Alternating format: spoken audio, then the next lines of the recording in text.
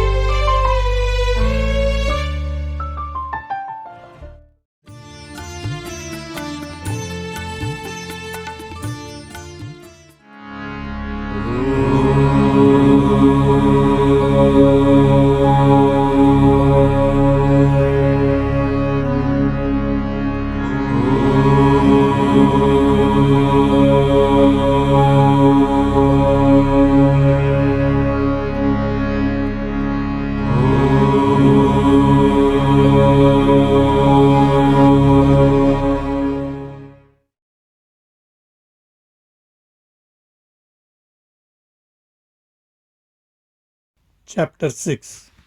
The Supreme Divinity. This is the human form in which every divine entity, every divine principle, that is say, all the names and forms ascribed by man to God are manifest. You are very fortunate that you have a chance to experience the bliss of the vision of the Sarva Devata Swarupa now in this very life. Baba. Baba transcends every other god. The great Rishi Garga was a learned scholar of astronomy. He was also the holy priest to the Yadava dynasty. He was the author of a Sanskrit treatise called Garga Samhita. At the commencement of that work, he described the qualities and nature of a full and complete incarnation, Purna Avatar. Yasmin sarvani tejamsi vilinayam te swa tejasi tam vadanti pare sakshat paripurnatamam swayam.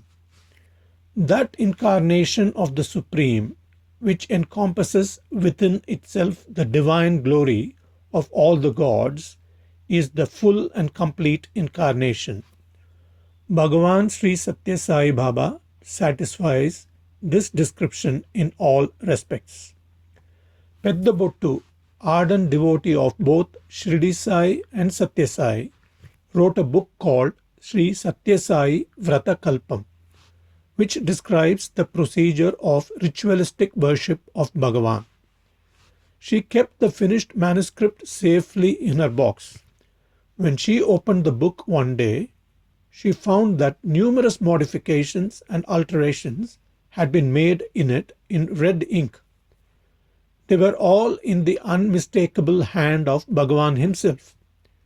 Wherever she had used the words Sarva Devata Swarupa while referring to Swami, meaning the embodied form of all gods, they were altered to read Sarva Devata Atita Swarupa, meaning the form that transcends all gods. Centuries ago, when the Telugu saint composer Potana was translating the epic Sri Maha Bhagavatam from Sanskrit to Telugu. Lord Sri Rama himself, it is said, contributed to his text. In the same way, Bhagavan Sri Sathya Sai Baba amplified Peddabottu's text in his own hand.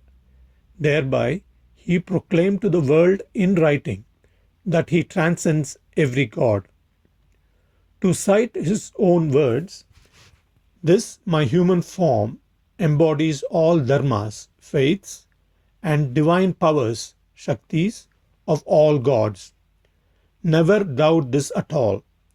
If you install this divine form of mine on the throne of your heart with unshakable faith, you will be able to have a glimpse of my pristine universal form. I will prove that every form, every attribute which man cherishes and worships as pertaining only to God belongs to the form of Sai only. As Sri Maha Ganapati, Swami Amritananda, disciple of the celebrated saint of Arunachalam, namely Sri Ramana Maharshi, travelled from Arunachalam to Puttaparthi for Bhagavan Sri Sai's darshan. Bhagavan drew close to him and in a sweet voice addressed him, Amritam. Swami Amritananda was thrilled. Ramana Maharshi, the great saint, used to address him exactly in the same manner, with the same affection and touch of intimacy. Sai Baba's call, he felt, was a lila with special significance. During conversation with the 85-year-old Amritananda, Swami told him, in your 7th year, you perform Ganapati Homam, oblation in holy fire, continuously for 45 days. As you made offerings in the Homa Gundam, you recited a sacred mantra containing Beza Aksharas, sacred and spiritually charged root letter sounds, Om, Srim, Rim, Klim and Gleam, at the rate of 1,000 times every day. Are you aware what the scriptures say about the beneficial result of that yaga?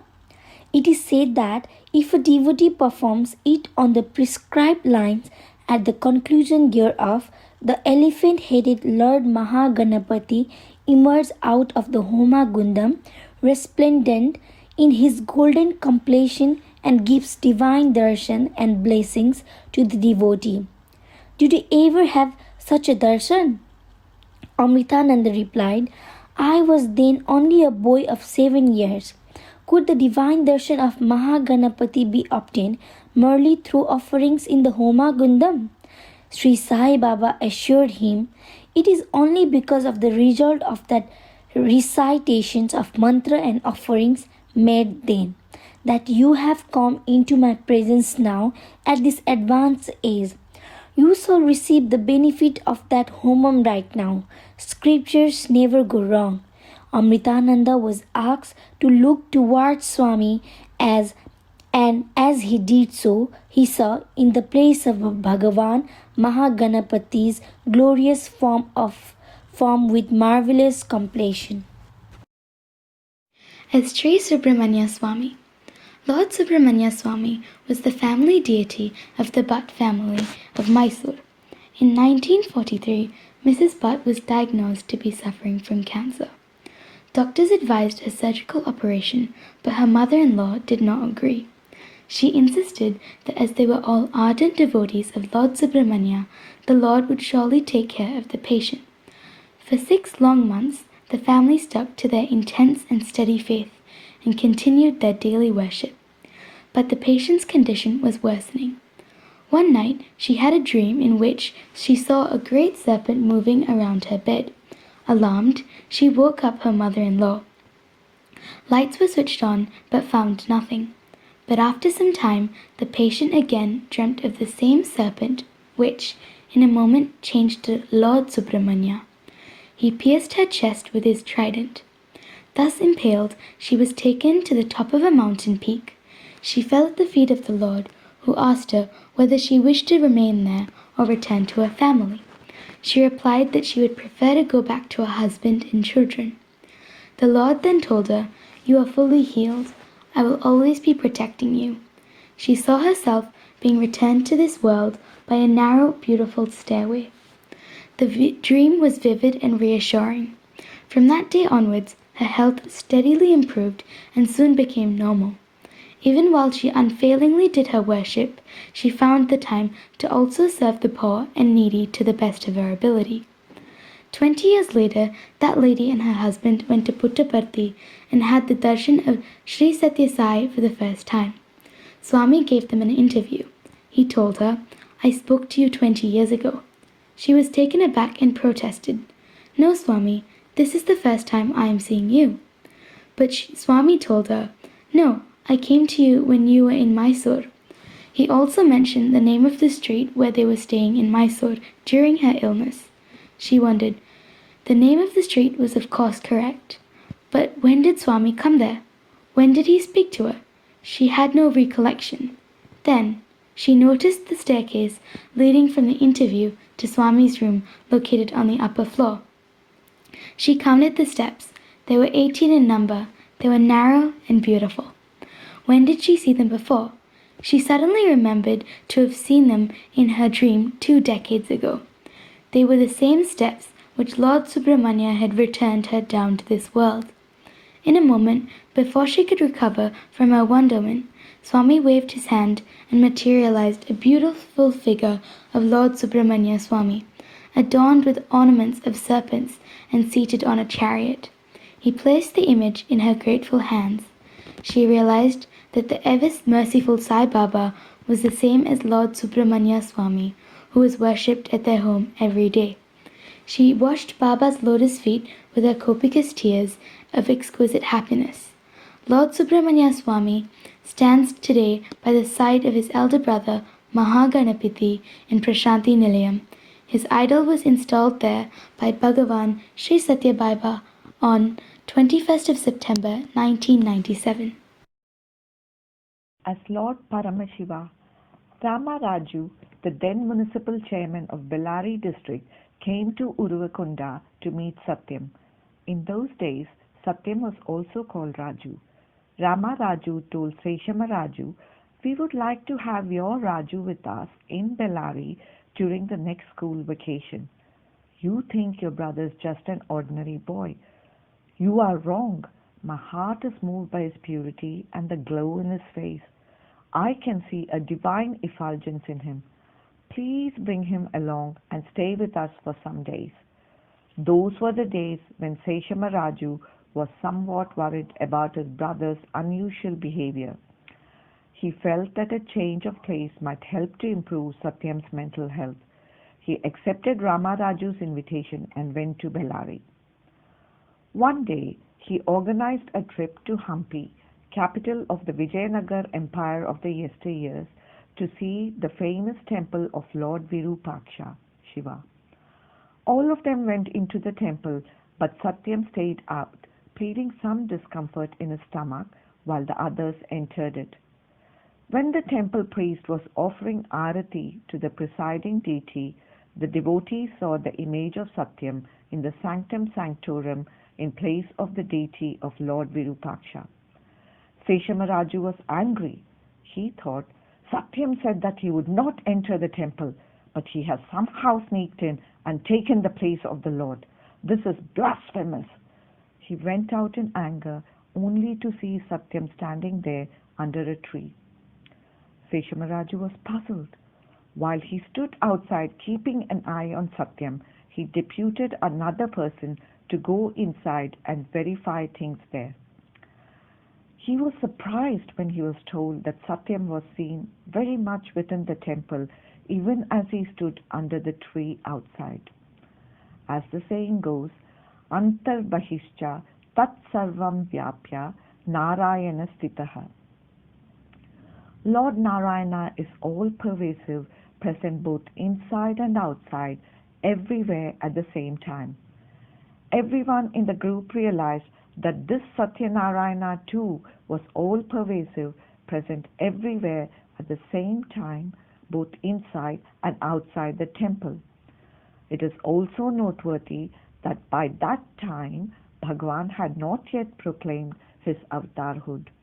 The group came out of the temple in great exultation and looked at Satyam's face.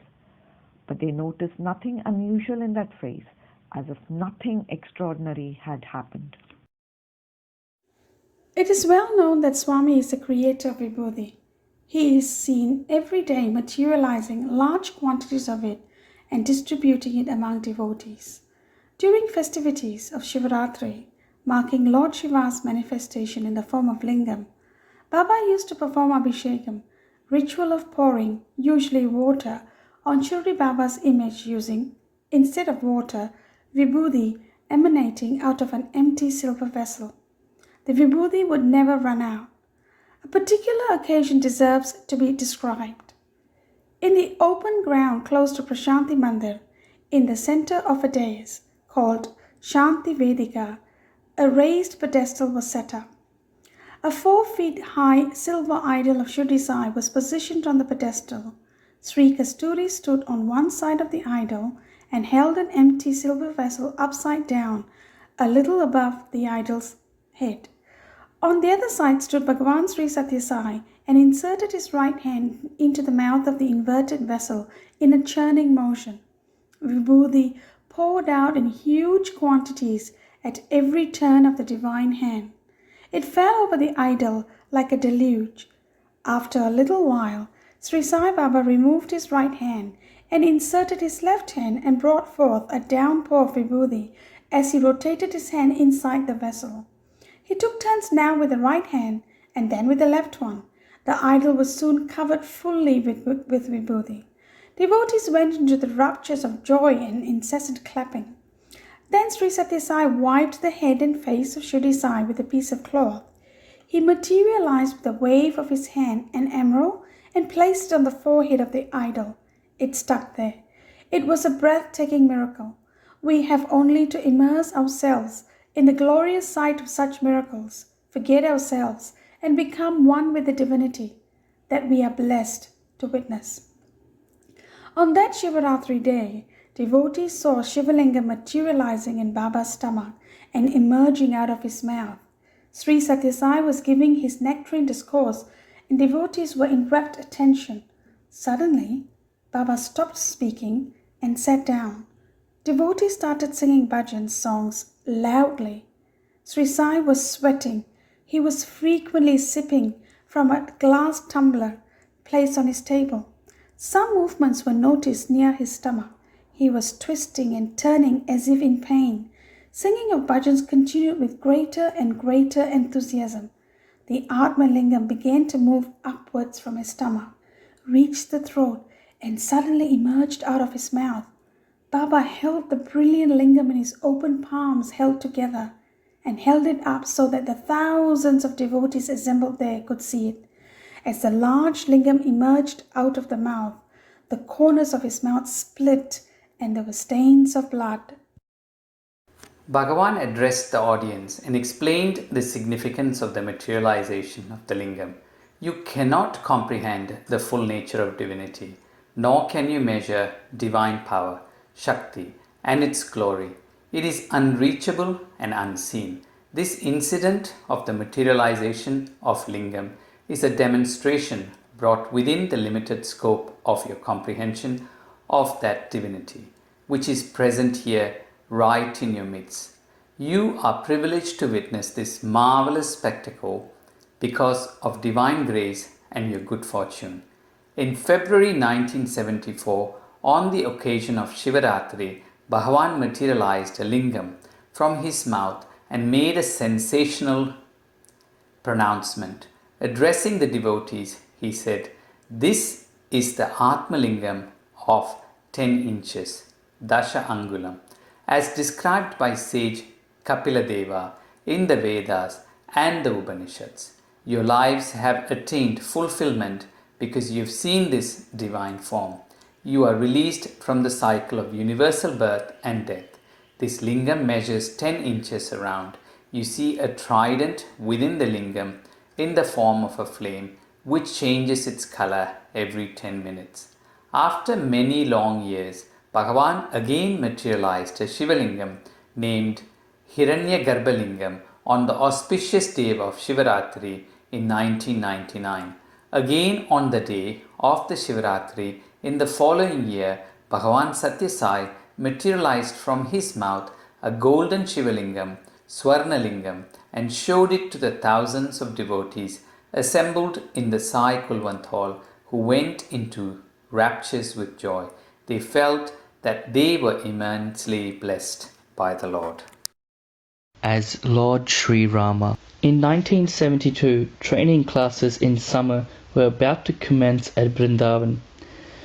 800 devotees, boys and girls selected from various regions of the country assembled at Whitefield. Swami's mother, Ishwarama, obtained his permission to join other women devotees at Vrindavan for the 30 days of training.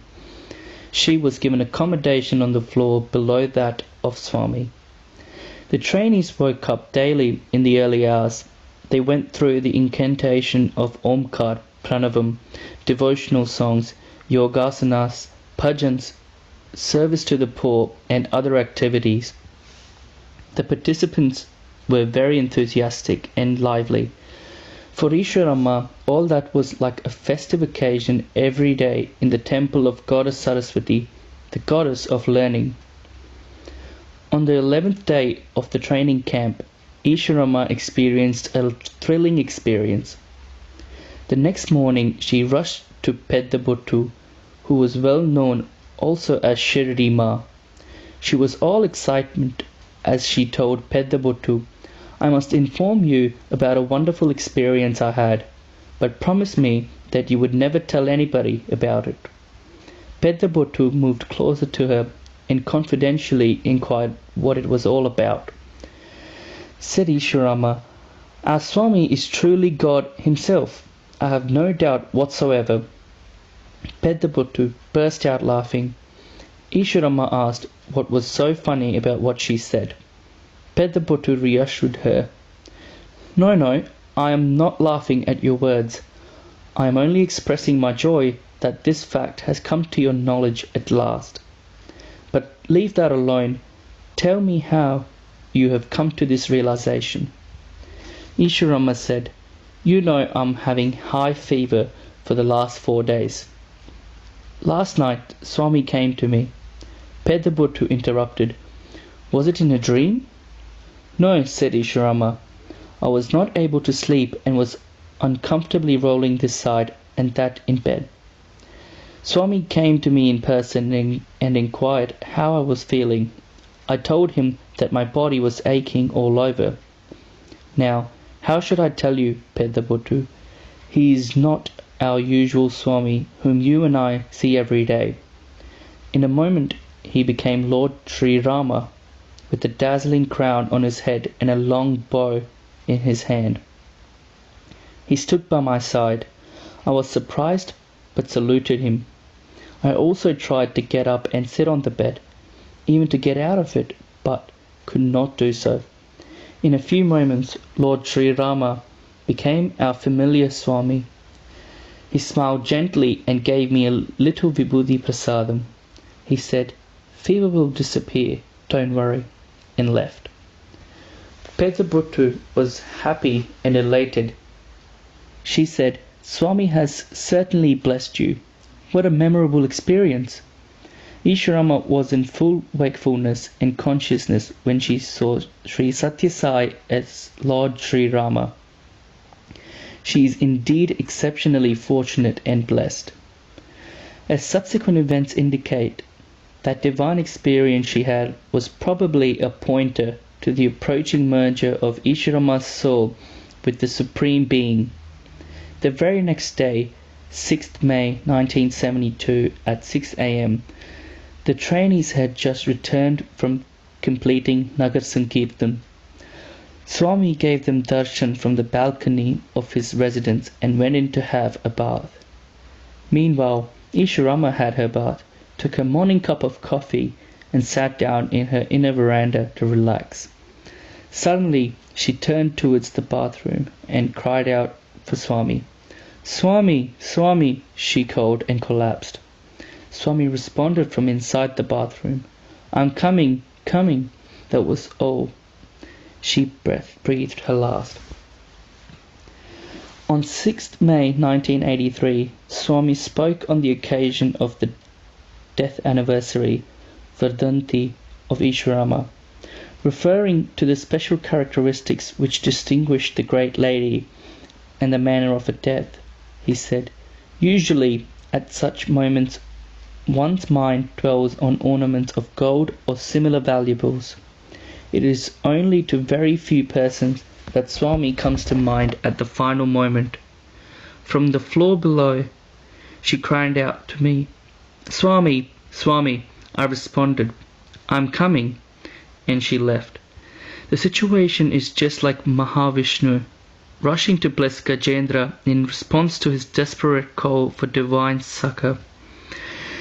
As the two live wires meet like a flash, in a moment one attains salvation. At the crucial moment, Ishwarama's daughter and granddaughter, Venkama and Shailaja, were by her side. But she desperately cried out only for Swami. This is an ample proof of her piety and righteousness, the priceless reward for her great sadhana, practice of spiritual austerities. Here is an excellent example for emulation. Sri Shyam Sundar. Swami Karyananda spent several years with Ramana Maharshi in Arunachalam. For some years, he was also with Malayala Swami in Gobadam near Tirupati. In 1927, he was ordained into sannyas renunciation by Sivananda Swami in Hrishikesh. He practiced many spiritual austerities. Later, he established the Gautami Jiva Karuna Sangham in Rajamundry on the banks of the river Godavari in Andhra Pradesh, and did great services to the poor and the needy. As a result of his spiritual attainments and his services to humanity, he was rewarded with the good fortune of remaining in close proximity to Sri Sathya Sai. Once Sri Sathya Sai Baba asked Karyananda to come and sleep in his room, but being in the unfortunate habit of snoring, he hesitated to accept Baba's invitation. Swami told him not to worry about it, but to come and sleep in his room. Karyananda has since stated, Bhagavan Sri Sathya Sai never sleeps. He lies in bed on his left side. His eyes are always half open. He is fully aware of what is happening all around him. Bhagavan watched Karyananda an unforgettable experience that night. Swami was lying on his bed.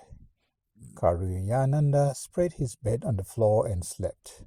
After some time, he woke up and sat and looked towards Swami's bed. Surprisingly, in place of Swami, he found Bala Krishna the child, lying in Swami's bed, emanating a charming bluish glow. Karyananda leapt up the beautiful vision in astonishment. Unbelieving, he rubbed his eyes and looked again carefully. He also assured himself that he was wide awake and fully in possession of his senses. There was no question of any doubt. It certainly was Balakrishna lying on Baba's bed. After a few moments, once again Baba was seen lying there in place of Balakrishna. Karyananda later stated, "What I witnessed was certainly not imagination. I was fully awake. It was Balakrishna most certainly. I also witnessed Balakrishna changing into Sri Sathya Sai.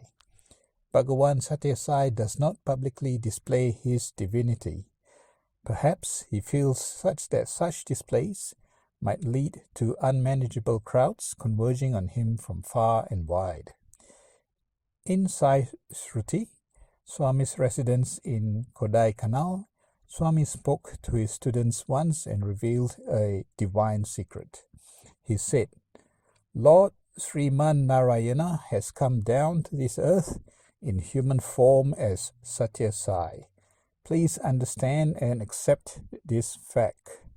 Like Lord Sri Rama and Lord Sri Krishna, this too is a Purna avatar. Great sages and spiritual preceptors were sent here from time to time by the Divya Shakti. But here you see the very incarnation of the universal absolute on earth. As Gautam Buddha, once a conference of scientists took place in Hyderabad in Andhra Pradesh under the chairmanship of Dr. Balakrishna. Professor Hayakawa, a Japanese scientist, was amongst them.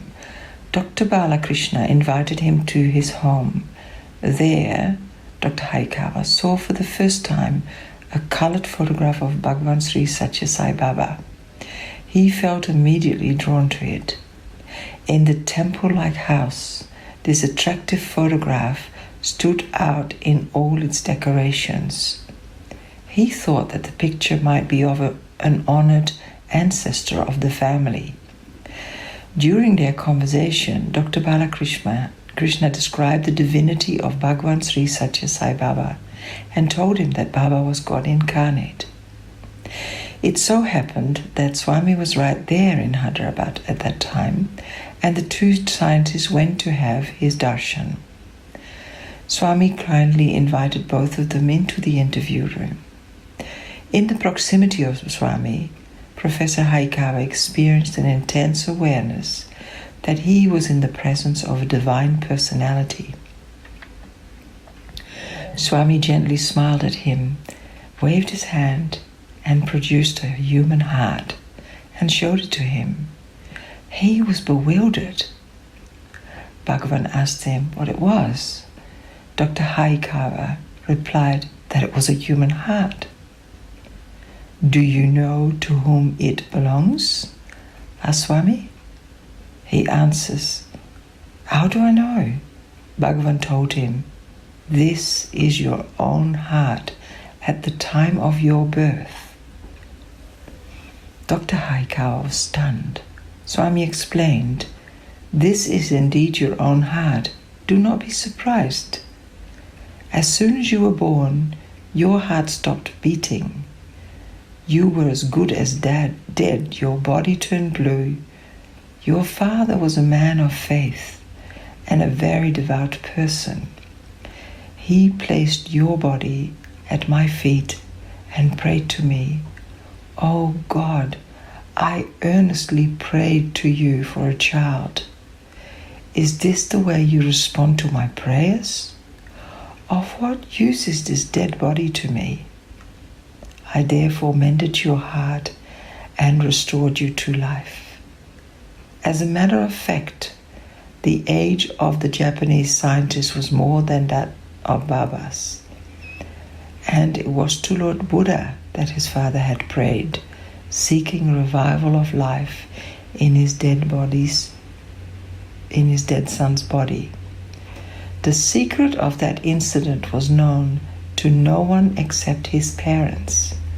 Dr. Hayakawa realized that Lord Buddha, who had lived many centuries ago, had now reincarnated in the form of Sri Bhagavan Sathya Sai Baba. During the conversation, Swami referred in a lighter vein to Dr. Hayakawa as Avaka, which in Telugu means mango pickle. As Jesus Christ. A Roman Catholic couple from America happened to hear about Bhagavan and came down to Buddhapati. During public audience in Prashanti Nilayam, they saw the glorious form of Sri Sathya Sai. They felt powerful spiritual waves being radiated to them.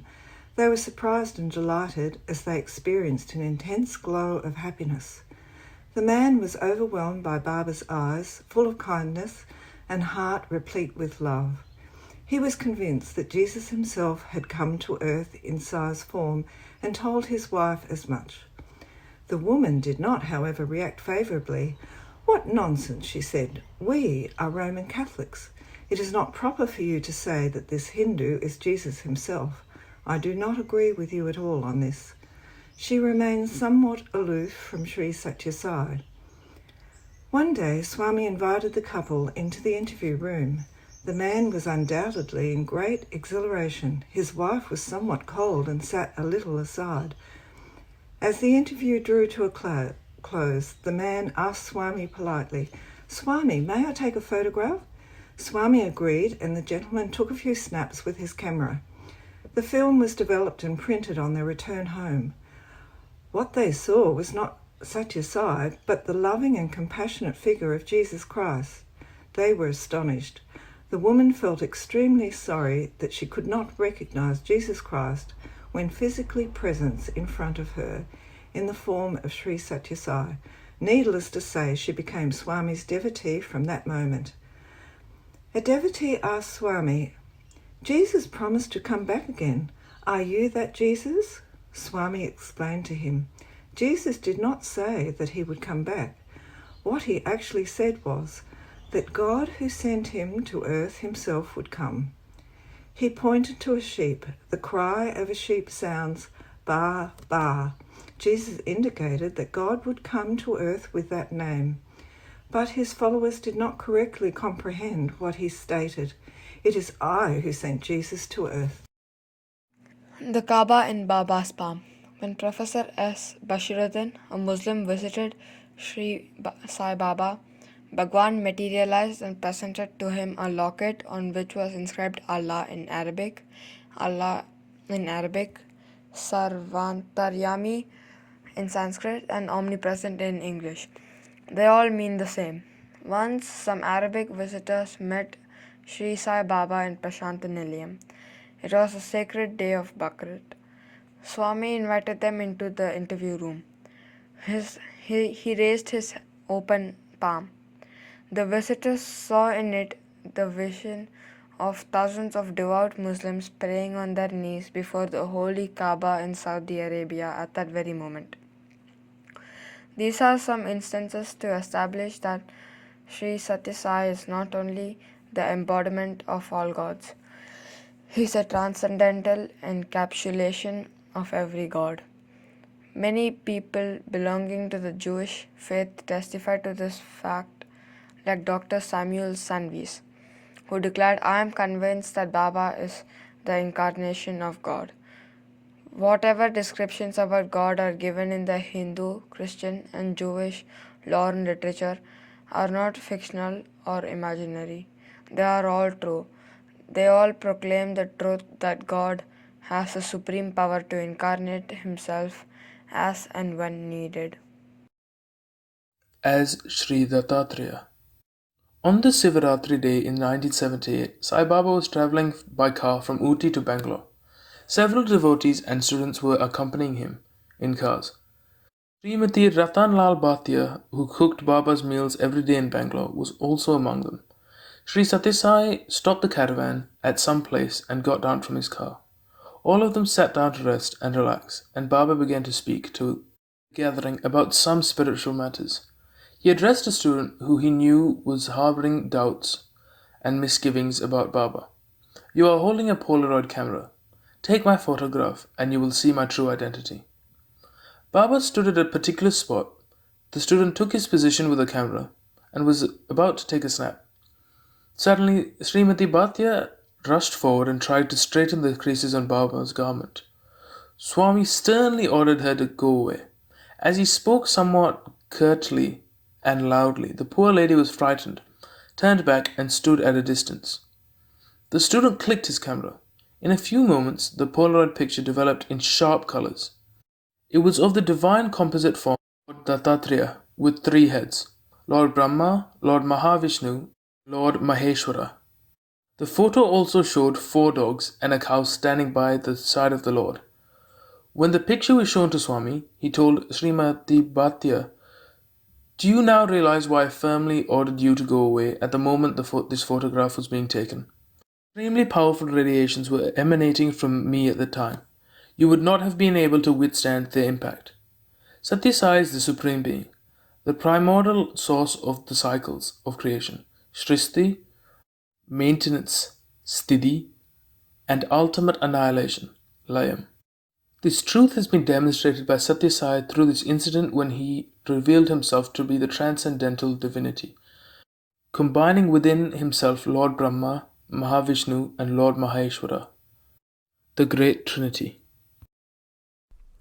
My human form encompasses divine Shaktis of all gods. Sri Sathya Sai Baba once declared, "As I am moving among you, eating like you, and conversing with you, you may mistake me as a common human being. If you commit that error, you will get into trouble and get enmeshed in delusion. You must always be vigilant and avoid that danger. The web of Maya or delusion is my concomitant. So I may sing along with you, speak with you, participate together with you in all activities, and thereby create in you that Maya. But at any moment, I may suddenly reveal my divinity. You must keep yourself alert ever and always and be ready for that great moment." This, my human form, encompasses every faith or dharma and every divine potency or shakti of every god. Whatsoever be the names, forms, and powers that man attributes to God belong only to Sathya Sai and none else. And all prayers and offerings to God reach me only. I can demonstrate it beyond doubt. That is why in all my discourses, I emphasize that Allah, Jesus, Jehovah, Rama, Krishna, Ishvara, and Sai are all names which pertain without any difference whatsoever only to me. When God comes down to earth in human form, it is very difficult to see the reality of God in the outward form. Man compares the earthly external appearance of the avatar with his own body and mistakenly concludes that the two are of the same level and type. To tell you the truth, even if the entire humanity makes concerted effort for 1,000 years through the severest austerities, it cannot comprehend my true essentiality or Nija Tattva. If you win the grace of this divine power standing right before you, bearing a holy name and form, you will soon achieve supreme realization. You are exceptionally fortunate in having this rare opportunity. It is far more precious than what eminent sages, renunciates, yogis, and holy men had ever got. Forget not this fact. Swami pervades the universe. Lila and Homer Young were a couple living in California.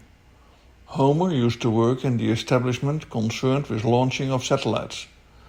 In 1972, Lila joined a group led by Indra Devi of Mexico, an ardent devotee of Swami, and came to Puttaparthi to meet Sai Baba. Homer desired that Puttaparthi should be photographed from space right at the time his wife was in Baba's presence. Several photographs were taken by a satellite from 200 miles above the Earth. Because of the great distance, no clear details of habitation, hills or buildings could be seen in the photographs, which showed only a number of patches and dots in black and white that made no sense. When Lila saw them on return from Puttaparthi, she felt very much disappointed. Being middle-class people, she felt they should not have wasted $60 US on these poor pictures. Several years went by. Some Sai devotees on their way to Tecate to attend the wedding of Indra Devi's daughter visited the Homer's home. He was then running a Sai book center. There were several photos of Sai in different poses in the center. As the visitors showed interest and liked some of them, Homer showed them also the satellite pictures of Puttaparthi. The visitors were closely looking at these photographs. Suddenly a lady cried out, "Here is Sai Baba!" Curiosity aroused, they could All discern the face in profile of Sri Sathya Sai, composed by the numerous patches and dots, which had earlier made no sense to Homer and Lila. The image was now crystal clear. The crown-like thick black hair on the head, the eyes, the shape of the nose, and, wonder of wonders, even the birthmark on the cheek of the enchanting face of Swami could clearly be seen. Homer made his own calculations. He took into account longitude and latitude and found that the photograph covered a vast area, 40 miles long and 20 miles wide. He realized with considerable astonishment that Swami's form filled so much area. From the data available, Homer concluded that Swami was looking at an extensive area surrounding Prasantaniliam. In 1978, Homer came to Puttaparthi to meet Bhagavan Sri Sathya Sai. He saw a great circular aura around Swami's head. He took several photographs and showed them to Swami. Bhagavan smiled sweetly and said, as Lord Krishna told Arjuna, "These are trifles in my boundless divine magnificence, Ananta Mahimas." These photographs, taken on the 29th of November, have been placed for exhibition in the planetarium in Prasantaniliam. Neti Neti. There is a Sanskrit saying, Yato vacho nivartante aprapya manasa saha anandam brahmano vidwan nabibheti kutascha neti. The universal absolute is beyond the comprehension of the five senses as well as mind. Only an ardent devotee can realize the incomprehensible universal supreme reality and achieve transcendental bliss. He is then above and beyond every kind of fear and enjoys the state of perpetual bliss. This highly spiritual concept was clarified by Bhagavan Baba with a simple and amusing anecdote drawn from Ramayana. Sita, Rama and Lakshmana reached the ashram of Rishi Bharadwaja. According to the prevalent practice, the rishis sat in one group and their wives and other women sat in another group. They did not sit in a mixed gathering as we do these days. On reaching there, Sita took her seat among the women and Rama and Lakshmana sat with the rishis. The two brothers, Rama and Lakshmana, were wearing clothes of renunciates, sannyasis. Due to that, and also because of their radiance, both the princes were looking as splendid as the rishis themselves. It was impossible to recognize and identify who was Rama and who was Lakshmana. But Sita had not changed much, and wives of rishis could immediately recognize her. They drew close to her and affectionately engaged her in conversation in easy informality. Women by nature tend to be inquisitive and talkative. On the other hand, rishis were busy with their metaphysical discourses. Here, women were busy with their whispered conversation. They asked Sita, "Dear Sita Devi, has your husband also come?" She replied, "Yes, I have come along with him. He is sitting there with the rishis." The woman then asked, "Of those two sitting there, who is your husband?" Would Sita stand up in that entire gathering and point out her husband? She was very modest and noble and also a dedicated wife, Pativrata. Unable to give an outright reply, she silently sat with her head bowed. But the ladies would not leave it there. They went on asking queries like, "Is he that person sitting a little behind or a little ahead? Or is he the person wearing beautiful robes? Is he that fair complexioned man?" They went on showing this person or that with one description or another. But Sita was very patient. Whenever a person other than her husband was pointed at, she shook her head in denial, until when Rama's turn came. She became silent and modestly bowed her head. Her gesture itself signified her confirmation that person pointed at was indeed Lord Rama. In the same manner, the Vedas went on repeating Neti, Neti, Neti. Not this, not this, not this. While trying to describe the inner essentiality of the universal absolute, that is Parabrahma Tattva.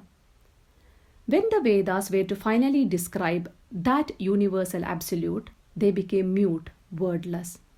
That is why it was referred to as Mauna Vyakya Prakatita Parabrahma Tattva, the essentiality of the universal absolute, which can be described only by wordlessness, perfect silence. What a charming anecdote Bhagavan has chosen, and how beautiful was his exposition.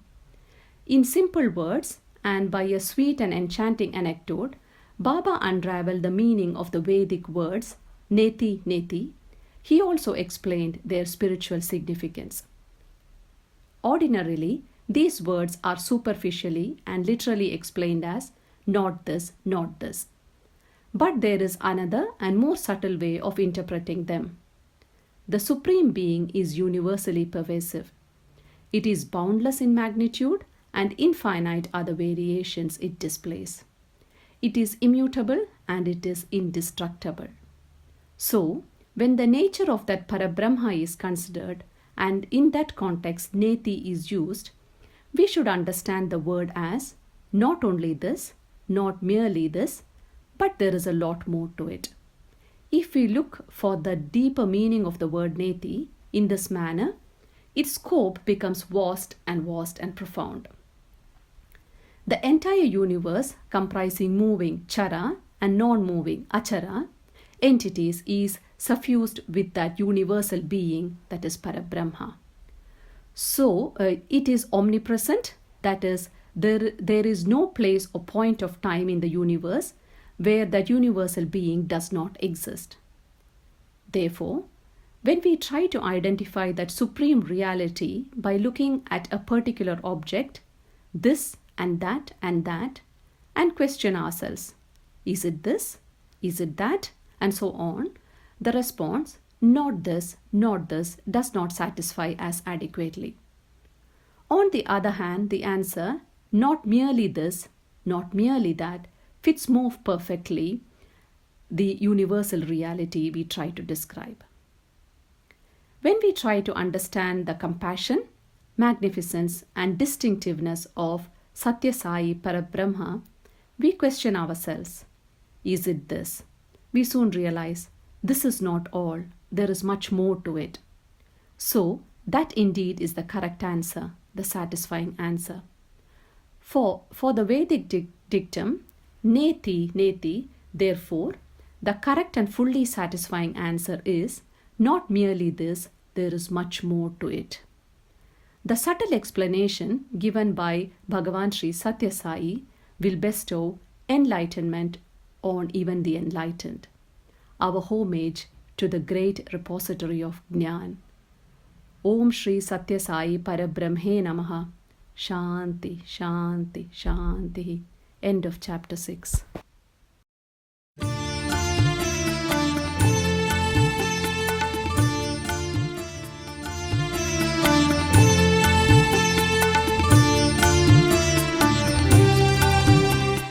Sai Ram. Have you read the Tapovanam? It is a holy book for daily recitation about the sacred life story of Bhagavan Sri Sathya Sai Baba. It is to be read as a spiritual exercise dedicated to the Lord. The continuous reading or listening of this book will take us back to the glorious life of Swami. When participating in this holy activity, while focusing on Swami, you will be able to develop your focus and concentration as well as notice an elevation of your inner being. It also brings about a pure heart and sends positive vibrations of peace and love to all mankind. Every event and incident here will take you closer to spiritual realization. The completion of this spiritual activity with devotion and dedication will earn you the grace of our beloved Bhagavan. So do not miss this opportunity. Save the date, make the time, and join us for this devotional reading. Sai Ram.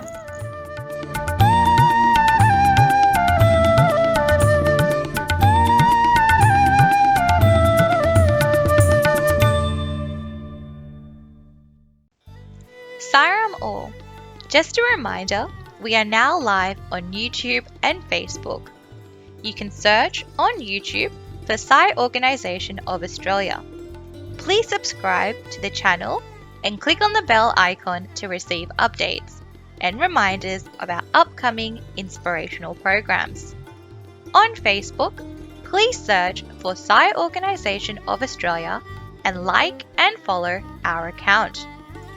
Please visit our website on sai.org.au to keep updated with upcoming programs in the 96 Days devotional offerings, news of our service activities, and inspirational updates.